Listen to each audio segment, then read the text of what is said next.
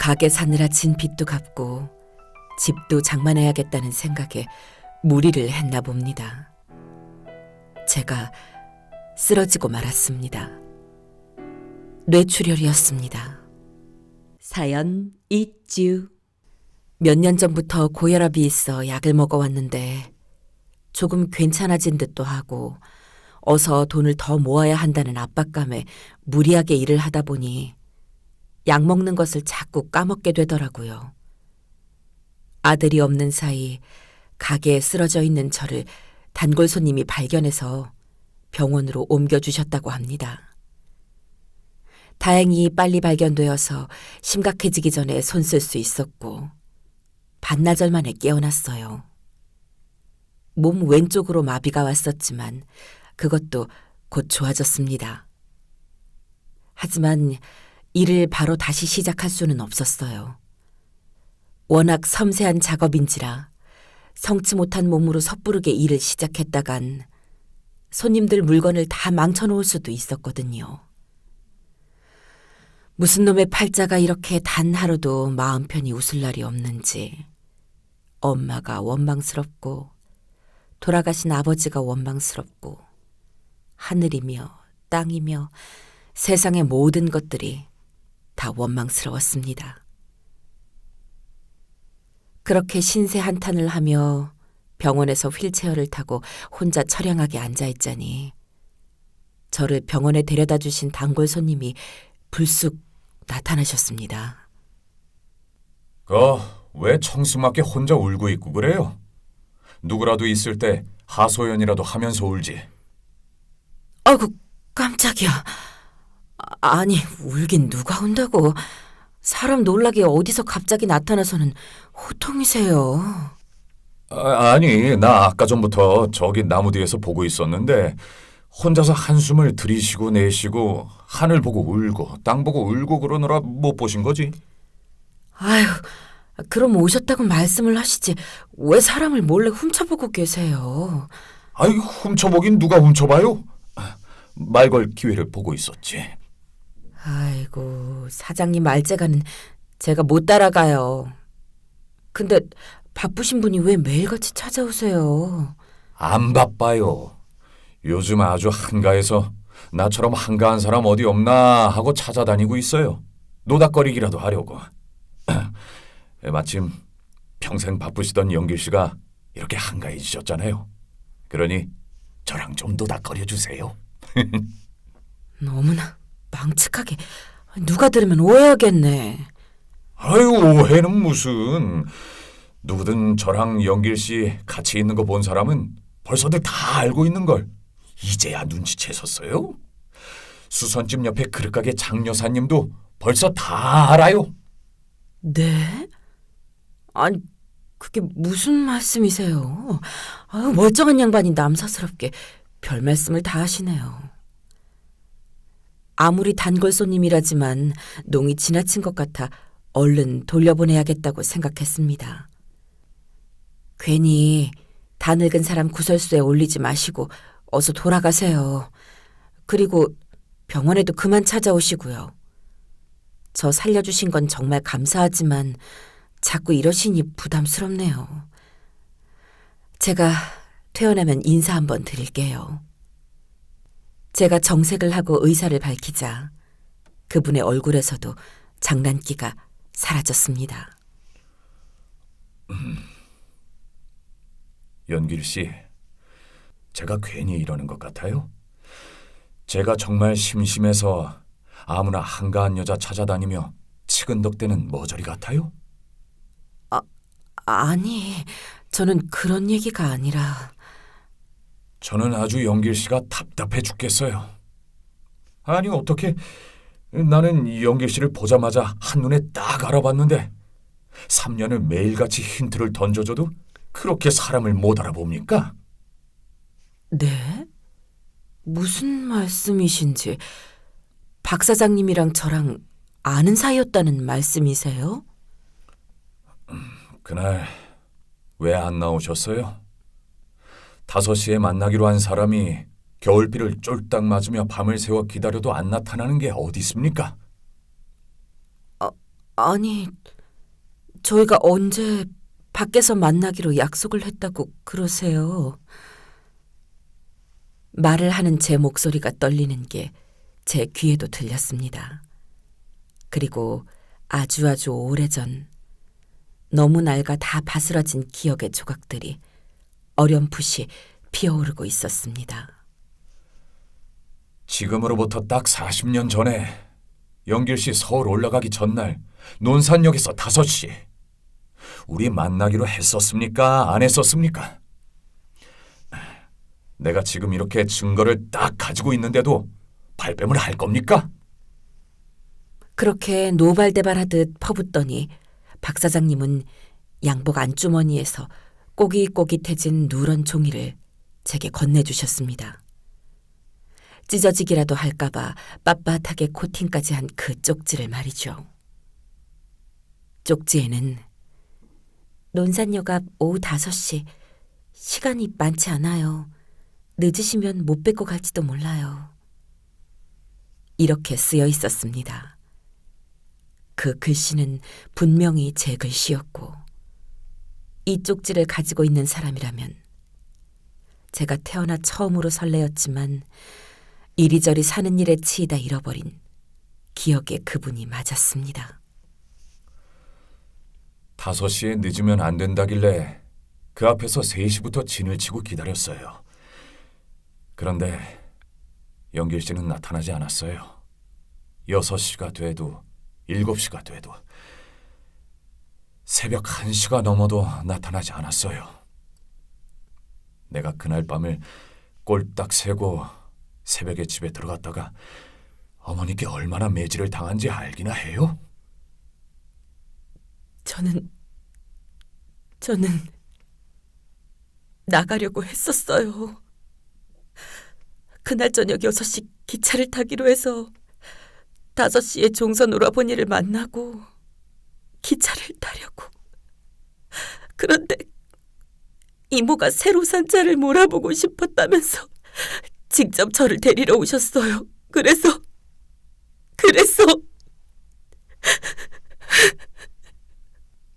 눈물이 났습니다.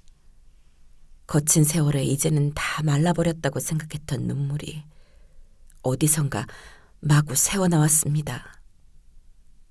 그 눈물이 40년이나 지난 지키지 못한 약속에 대한 미안함인지, 이뤄지지 못했던 첫사랑에 대한 아쉬움인지, 아니면 그래도 꿈이 있던 어린 날의 나를 마주한 안쓰러움인지 알 수 없었습니다.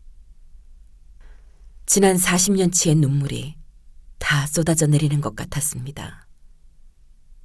그 눈물은 그래요. 하루도 쉬운 날이 없었던 내 60년 인생에 대한 위로였습니다.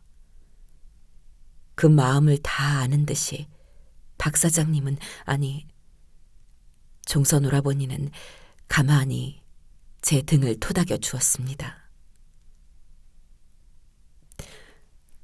저를 어떻게 알아보셨어요?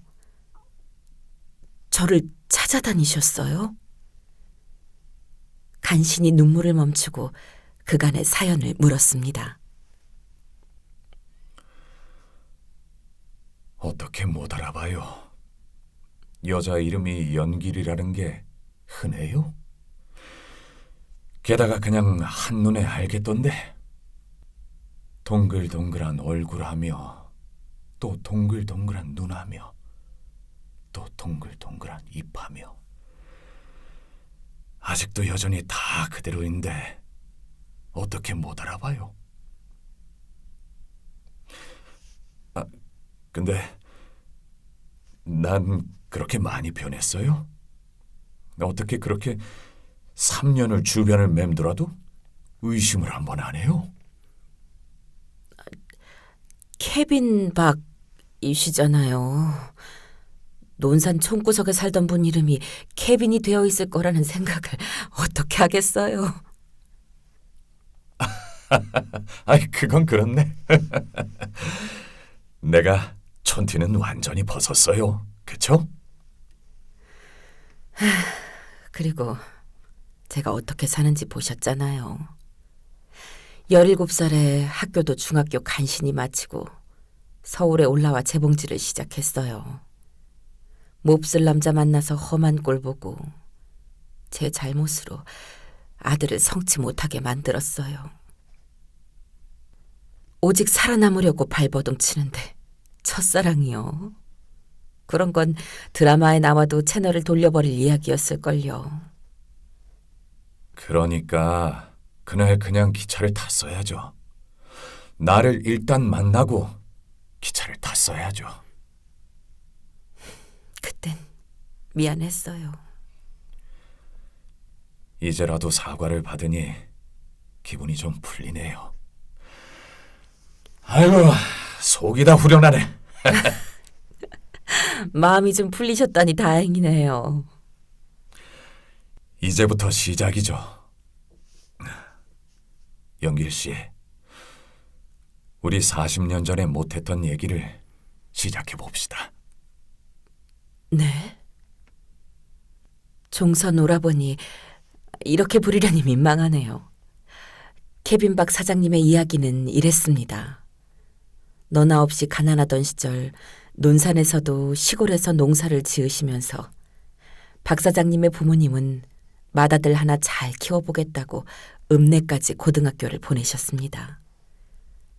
하루 왕복 3시간, 버스를 타고도 한참을 걸어가며 등하교를 해야 했던 박 사장님의 눈에 어머니 외삼촌 댁 방앗간에서 일을 하던 제가 눈에 띄었답니다. 듣기에도 민망하지만 저를 보자마자 와, 참 예쁘다. 저런 여자랑 만날 수 있다면 얼마나 좋을까? 이런 생각을 했었다네요.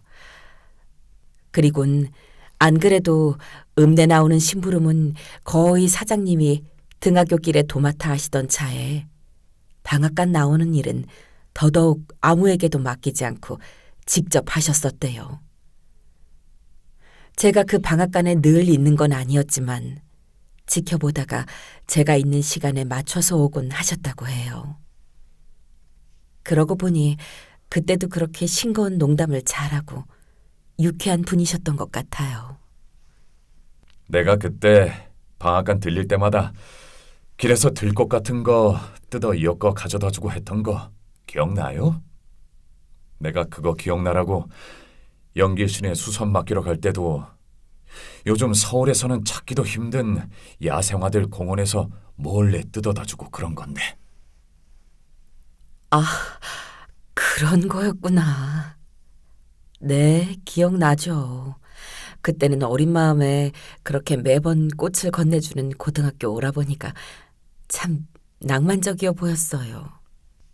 아이 근데 어떻게 옛날에도 이렇게 꽃을 주던 오빠가 하나 있었는데 이런 말 한 번을 안 합니까?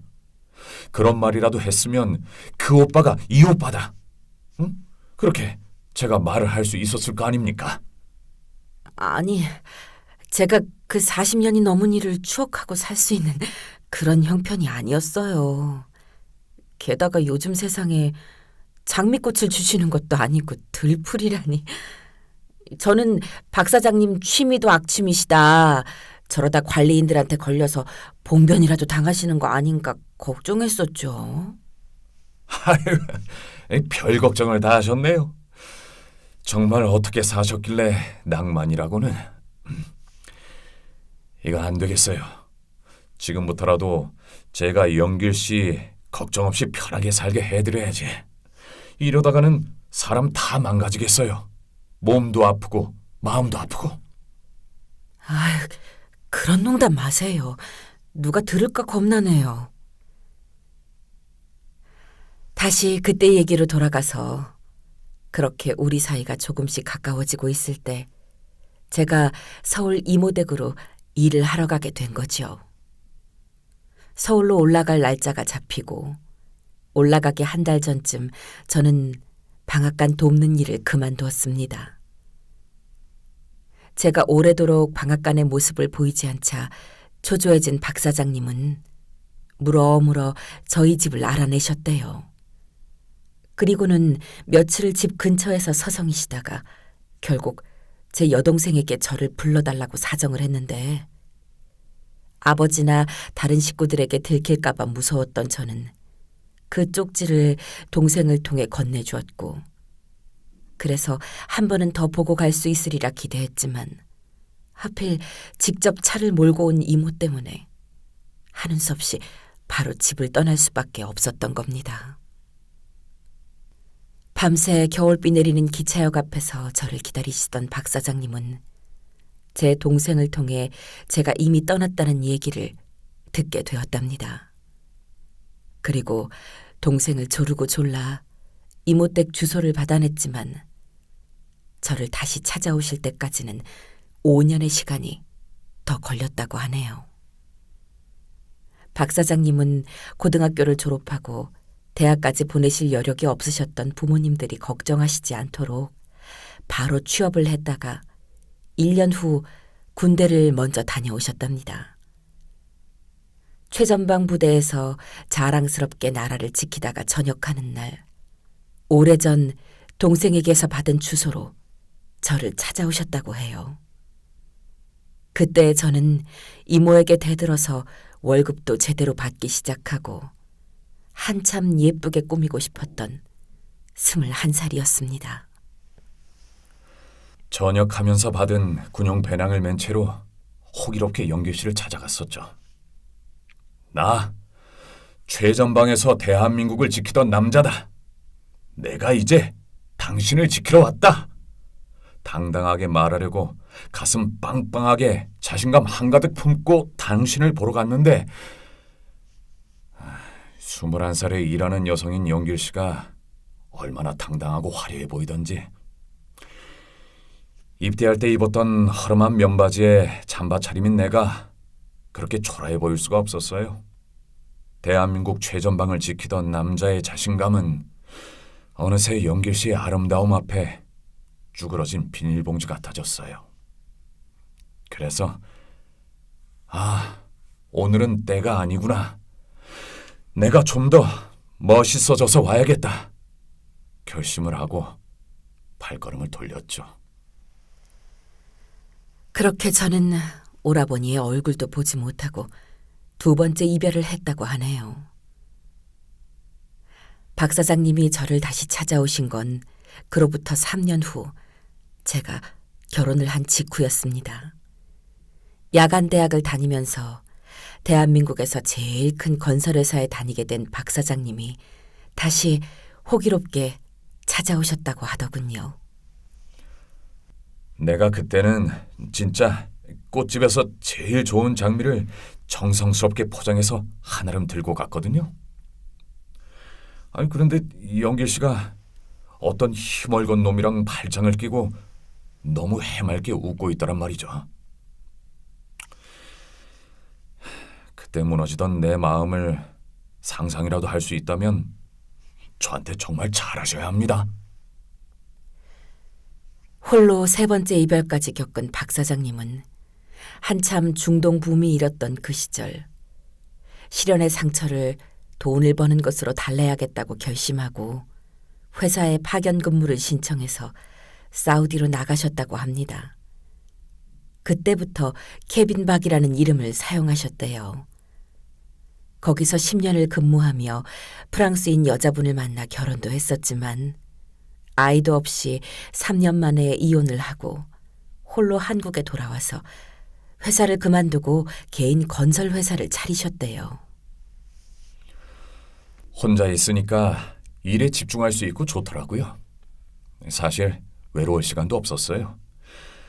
열심히 벌어서 고향에 계신 부모님 봉양하고 5이나 되는 동생들 공부시켜 시집장가 보내고 이제 내 할 일 다 했다 싶으니 쉼 줄에 들어섰더라고요. 긴장이 풀리니까 외로움이 한꺼번에 몰려와 정신을 못 차리겠더라고요. 그때 막내 여동생이 오빠 걱정된다고 강아지 한 마리를 안겨줬어요.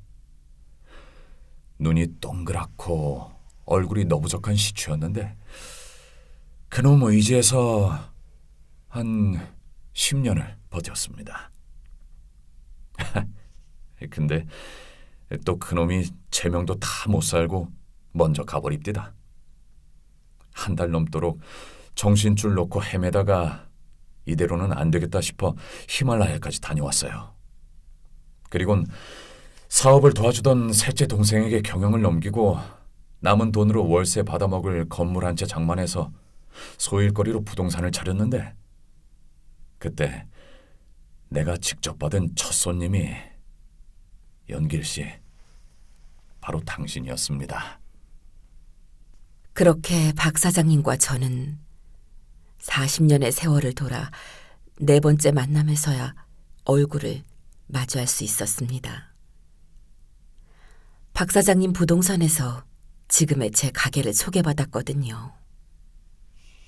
나는 한 번에 연길 씨를 알아봤는데 어떻게 그렇게 나를 못 알아봅니까? 아니, 40년 전에 풋풋한 고등학생이 이렇게 변하신 모습을 제가 상상이나 할 수 있었겠어요. 그보다 진작 말씀을 하시지. 3년을 혼자만 알면서 저를 이리 떠보고 저리 떠보고, 사람이 어쩜 그렇게 의문스러우세요? 의문? 아이, 의문이라니? 이렇게 억울할 수가? 참나. 그래요. 뭐 그렇다 칩시다. 내 마음에 은큼한 생각이 없었던 건 아니니 내가 의문스러웠다 쳐요. 자, 그럼 이제 연길 씨 어쩌실 거예요? 제가 한 말 진작에 생각해 보셨어요? 그게 너무 남사스러워요, 이 나이에. 아니, 뭐가 남사스럽습니까? 30년 가까이 혼자 아등바등 살아온 남녀가 이제 좀 서로를 의지하고 같이 좀 행복하게 살겠다는데 그걸 누가 남사스럽다고 한답니까? 그냥 이대로도 괜찮잖아요. 이 나이에 새로 결혼을 한다니. 연길 씨, 생각을 해봐요. 누가 봐도 우리 둘이 서로 좋아하는 사이라는 게 이렇게 딱 티가 나는데, 두 분이 무슨 사이슈 하고 물으면 우리는 애인 사이입니다 하고 대답하는 게 덜 남사스럽습니까? 아니면 우리는 부부입니다 하는 게 덜 남사스럽습니까? 우리 나이. 아니, 뭘 그렇게 비교를. 누가 그렇게 묻는다고. 연길 씨, 이제 나 그만 애태워요. 40년 애태웠으면 이제 그만해도 돼요.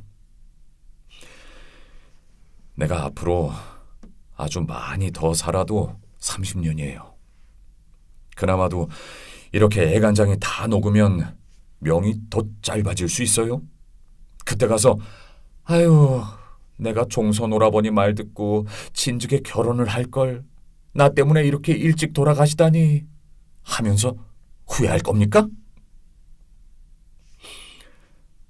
나는 더 이상은 후회하며 살고 싶지 않아요. 연길 씨가 나 없는 데서 그렇게 아프고 쓰러지고 그런 모습 한 번만 더 보면 정말 나를 용서할 수가 없을 것 같아요. 그리고 재준이. 재준이가 왜요? 혼자서 정말 잘 키우셨어요. 아이한테 그늘이 하나도 느껴지지 않아요. 밝고 건강하고 자기 몫을 똑똑히 해낼 수 있는 아이로 잘 키우셨어요. 고생했어요. 정말 고생했어요. 이제 나랑 같이 해요. 그 아이가 우리가 없는 삶도 잘 살아낼 수 있도록 마지막은 같이 해요. 또 눈물이 났습니다. 누구의 인정을 받으려고 했던 건 아니었어요. 내가 낳은 내 새끼고 나 때문에 그렇게 된 불쌍한 내 아들. 내 목숨이 다할 때까지 그놈 하나를 위해 사는 건 너무나 당연한 일이었습니다. 그런데 그런 내 삶을 인정해주는 누군가가 있고 내가 키우고자 했던 바대로 내 아이를 봐주는 사람이 있다는 것. 그것 하나만으로도 지난 60년의 모진 세월을 보상받는 기분이 들었습니다. 그때 흘렸던 눈물은 나의 수고를 나 스스로 인정해주는 눈물이었습니다. 거기다가 그동안 먹고 사는 것에 급급해서 또 제 앞가림 똑똑히 하는 아이로 키워야 한다는 압박감에 저조차 미처 제 아이가 가진 재능을 똑바로 보지 못한 것이 있었습니다. 종선 오라버니는 저와 다른 시선으로 재준이를 지켜보시다가 그걸 알아봐 주시더라고요. 제가 일을 시키면 하라는 대로 하지 않고 엉뚱한 짓을 해놔서 가끔 울화가 치밀곤 했는데 종선 오라버니는 그게 창의력이 뛰어나서 그런 거라고 했습니다. 그리곤 그걸 어떻게 써야 할지도 알려주셨지요. 리폼, 재준이의 리폼 솜씨는 금세 입소문을 탔습니다. 제가 할 수 없었던 영역을 개척하며 우리 수선 가게를 더 멋진 곳으로 만들었고 얼마 전부터는 가방 디자인을 하고 있어요. 곧 브랜드 하나를 새로 만들게 될 것 같습니다. 그리고 저는요. 부끄럽지만 종선 오라버니 말씀을 따르기로 했습니다. 저와 내 아들을 있는 그대로 받아들여주고 보듬어주는 그분이 고맙고 사랑스러웠습니다. 물론 덜컥 겁이나 도망가고 싶은 때도 있었지만 마지막으로 한 번만 더 누군가를 믿어보기로 했거든요. 이 나이에 애인도 좋지만 부부, 참 다정하고 믿음직한 이름으로 느껴졌습니다. 나이 60에 다시 시작된 인생. 이제는 행복하고 아름답게 살아볼 수 있을까요? 이런 사연이었습니다. 오늘의 사연 어떠셨나요? 재미있으셨다면 좋아요, 구독, 알람 신청, 그리고 댓글 부탁드려요. 이 이야기는 실화를 바탕으로 쓰여졌습니다. 사례자의 개인정보 보호를 위해 사연자와 주변인들의 이름, 관련 지명은 변경되었으니 양해 부탁드립니다.